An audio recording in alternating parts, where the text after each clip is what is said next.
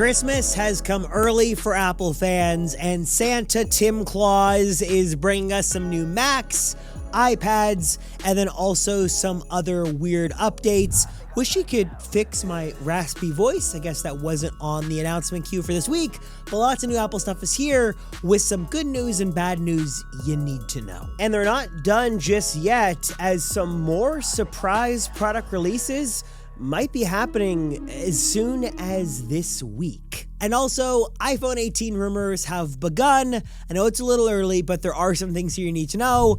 Let me break down all of the Apple news of the week you need to know about: new products, new rumors, new leaks, and also give a big thanks to my friends at BenQ for sponsoring this video. All right, so we've been talking for the last couple of weeks about a surprise Apple fall event, whether it was an official event or pre-recorded videos, or maybe something a little less dramatic, like just a website update. We were all sort of waiting to see what Apple was going to do. And spoiler alert, that has now happened, and it basically was just a website update where we got the new era of M5 products here, with the first couple being released. So we got new MacBook Pros with the M5 chip. We've got an M5 version of Vision Pro for all 2 or 3 who care. And then also what we have is the M5 version of the iPad Pro, which actually might be the most exciting of the bunch because there are a couple of nice new additions here you should know about. So when it comes to the iPad Pro, I feel like the hardware really hasn't changed all that much since 2018. We still have that ultra modern sleek design, which is there. OLED screen's still there. Cameras are the same. Everything is basically the same, but you do have the new M5 chip inside. And then also, like the iPhone Air, you now have Apple controlling more of the custom silicons. You now have the C1X in there for all of the cellular connectivity, and also the N series chip in there as well, which allows for faster Wi-Fi 7 Wi-Fi speeds, and then also just faster connectivity speeds in general. So you have the C series chip, N series chip, you've got the M5 in there as well. So all Apple silicon in there powering everything. And then I think for the first time ever, Apple is now publicly showing you on the configurator how much RAM each version of the iPad comes with. Like, you even care about that. But if you were curious, that is now there and is now available for pre-order right now on apple.com. There's also a brand new version of the MacBook Pro. The 16-inch did not get the update here, only the 14-inch version got the M5 treatment. And then with Vision Pro, a couple of interesting things here. Number one is it did get the M5 chip. Also, there is a new sort of band option you can get. I think Apple kind of realized their standard bands weren't all that usable or comfortable, so there's a new one now they have refined. And then also, in a weird fashion here, Apple is not allowing you to trade in your old Vision Pro for a new Vision Pro. For almost every other Apple product out there, you can always trade in and get credit from the old to the new. But with Vision Pro, likely because there isn't much of a resale market for them, they're not allowing you to trade in your older Vision Pro. So I guess if you were waiting around for a Vision Pro and you wanted the new one, you can go that route. But for $3,500 and basically just the new chip inside, there really isn't all that much to get excited about. Now, there are a couple of weird omissions here. There is no M5 version of the MacBook Air, which also should be getting the update at some point. For the 16-inch MacBook Pro, rumor has it that Apple's sort of waiting for the M5 Pro and the M5 Max, so that's probably why we don't have a 16-inch version announced just yet. Mac Studio, kind of the similar story. And then the Mac Pro, believe it or not, the Mac Pro is still alive and kicking with the M2 chip in there. So that thing is still somehow alive. And then the iMac as well probably should be getting the M5 treatment. So likely in the spring, we'll see a bit of an M5 update to the other remaining Macs and probably the release of the new Pro level version of M5. And of course, with all the excitement around these new M5 Macs, we also have to remember that there's even more news coming on the horizon. Bloomberg is breaking big news on sort of the next generation of Macs coming in the next probably 12 months. That would include things like an OLED display, Face ID coming to the Mac for the very first time, finally, and then even touchscreen Macs making an appearance as well. If you really are looking for like the big transformational Mac update, that is likely going to be at least a year away. But if you're looking for something right now, certainly nothing wrong with going the M5 route.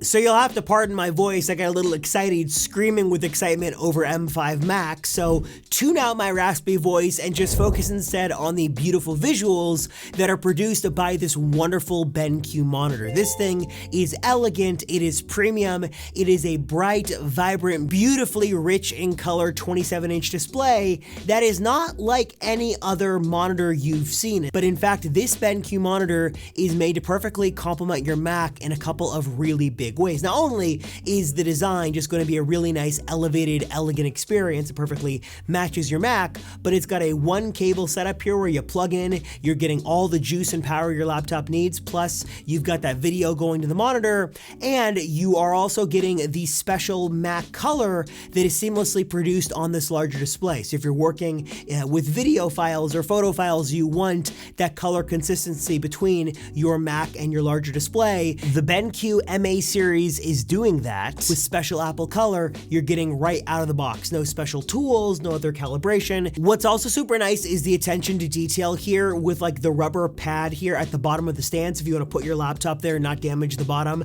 that is super nice. It's that little attention to detail that I really love. And also it is the software side as well. They've got their Display Pilot 2 companion app that basically makes this monitor even feel more native. If you could even do that, it's going to allow you to adjust the brightness and other settings right from the Mac itself with the keyboard. You can adjust the rotation if you want to. There's even some nice window management stuff built in, all from the companion app. Just really nice, giving you a very nice, elegant experience. So no matter if you've got a Mac Mini or a brand new M5 MacBook Pro or whatever Mac you've got, if you're looking for a large, beautiful canvas that's going to perfectly complement your Mac, both in terms of looks and power and color, this series from BenQ is just amazing. So if you guys want to learn more, check out what BenQ has to offer and check out their monitors, perfectly made to pair with your Mac. Link is going to be right down below in the description.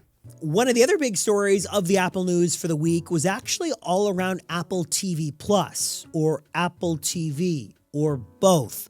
For whatever reason, Apple is now officially rebranding the streaming service Apple TV Plus by dropping the plus, and it's just called Apple TV, which sort of is a little confusing since the actual physical hardware box is also called Apple TV. We're now hearing some last-minute rumors that not only could Apple be updating the actual box with some new hardware changes, maybe some better, I think there's like a new Dolby Vision standard they could be getting support for. There's been some rumors that we could be getting a lower cost stick option, but just in general, the name could be changed as well, though we don't know right now what the name could be. Could this go under the HomePod lineup?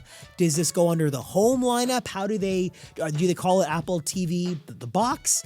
The naming is a little weird, but just so you know, the Apple TV name now means multiple things yet again in the Apple ecosystem. And also, if you're looking for a good Apple TV Plus deal, since the prices of this service just keeps going up, I think there's a new Peacock Apple TV Plus bundle, or for like $3 more, you can get both streaming services at a bundled rate. And finally, I know it seems a little early, but we do have some iPhone 18 rumors to talk about. And I should mention, kind of in this vein, as crazy as it sounds, last year around this time, near the end of the year, early into the new year, we got some rumors that turned out to be basically true on the iPhone Air and other parts of this. So although we're about a year out, or more than a year out now, or maybe a little less than a year from the reveal, there is still a reason to get excited about this, as most of this stuff does happen to come true. And right now we're hearing sort of the top rumors of iPhone 18 is that it is in development. Apple is working on a folding version of this phone. They're working on a higher end camera system for the 18 Pros that could include a variable aperture system.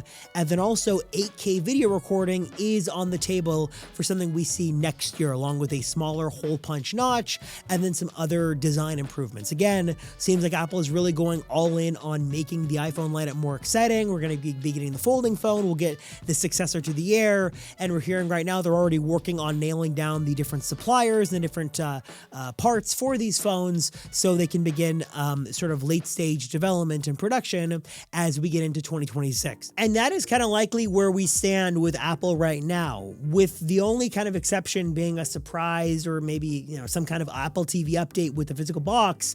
That's kind of the only other announcement we're expecting. All the other major hardware announcements will be coming in the spring of next year. There really won't be other, significant software updates. Really, it's going to be status quo through the end of the year as we sort of get into the holiday shopping season. So that is kind of the biggest Apple news of the week right now. I'm going to let you guys get a reprieve from my voice that is scratchy and nasally and just terrible. But if you stuck with me this long, appreciate you watching. Thank you so much. Appreciate your support. I'm Robert Rosenfeld from the Apple Circle. I'm going to go drink some water, and I'll see you in the next one.